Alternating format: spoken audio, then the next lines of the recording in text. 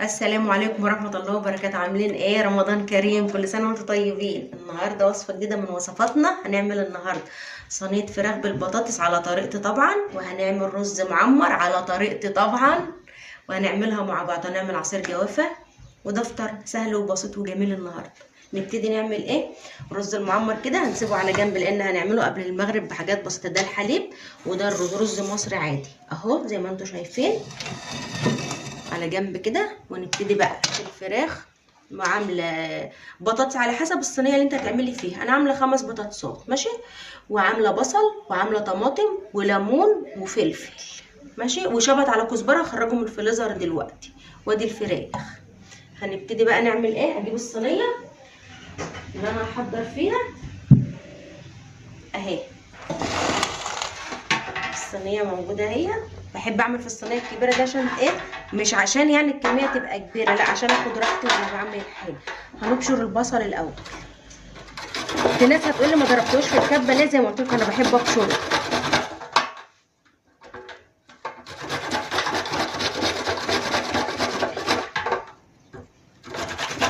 ما تنسونيش بدعوه حلوه من قلبكم كده، وادعوا الايه ان ربنا يشفيها.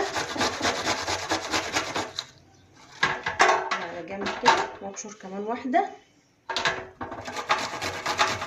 صينيه البطاطس دي بتبقى تحفه قوي بالفراخ. اللي يعتمدها ويعملها ورايا كده يكتب لي في الكومنتات كانت عامله ايه.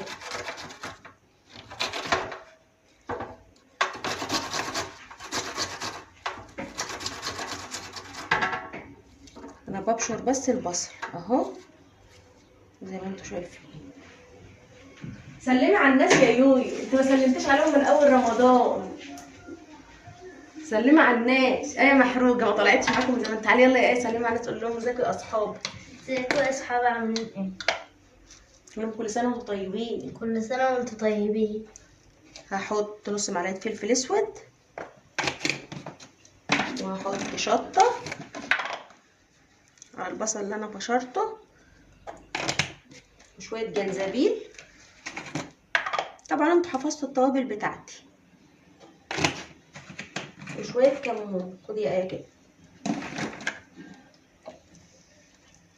اهو. اقطع قرن فلفل يبقى كده.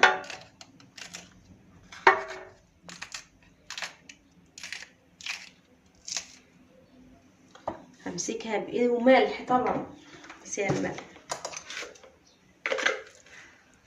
معلقه اهي. وهمسك ده كله اعمله كويس بايدي اهو. العمله دي بتخلي صينيه البطاطس في حته تانية بصراحه.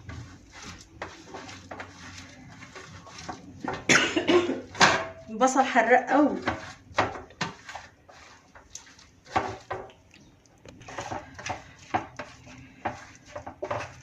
واجيب الفراخ بقى في نفس الصينيه، بتبل كده زي ما انتم شايفين. بعمل فتحات اهو تحت الجلد كده، واركنها على جنب. بفتحها كده برضه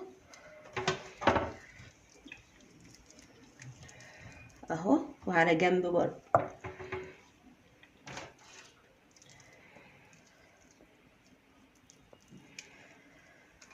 حط كله بنفس الطريقه كده زي ما انتم شايفين.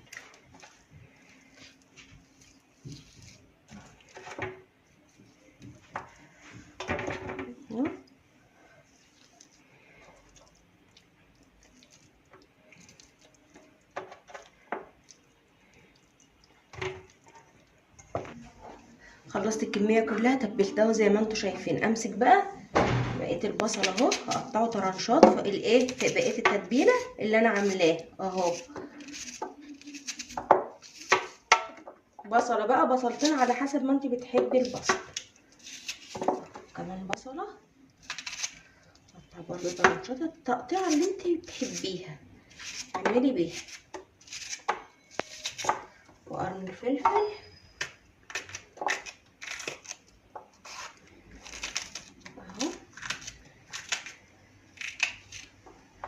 والطماطم بقى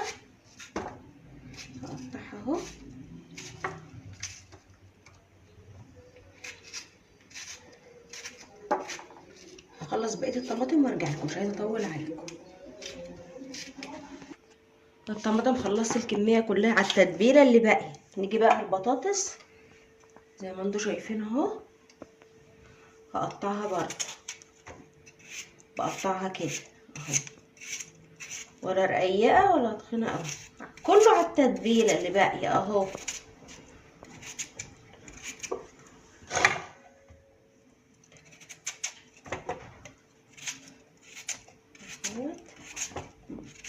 وبألف هنا اللي ياكل حاجه. بعد ما قطعت كله، الليمون بقى هقطعه ايه شرايح كده برضو فوق الحاجه، نزل البذر بتاعه اهو.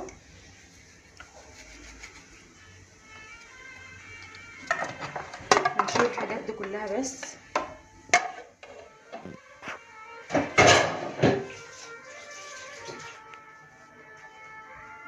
وهقلب ده كله مع بعض. وكنت مفرده شبت وكزبره في الفريزر، بحط شويه كده زي ما انتم شايفين عليهم اهو، ماشي.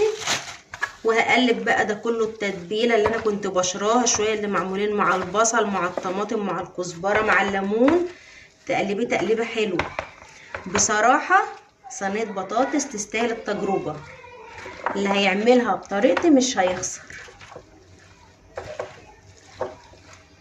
اهو. هقلبها بقى كويس قوي بحيث التوابل تاخد من الايه من البطاطس كده. وشويه زيت طبعا حطهم عليها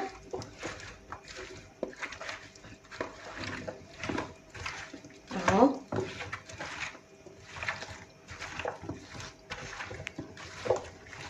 هفردها بقى وارجع لكم تاني. الشكل الاخير اهو، هحطها شويه على البوتاجاز وبعدين ادخلها الفرن، وبعد ما تخرج هوريها لكم طبعا.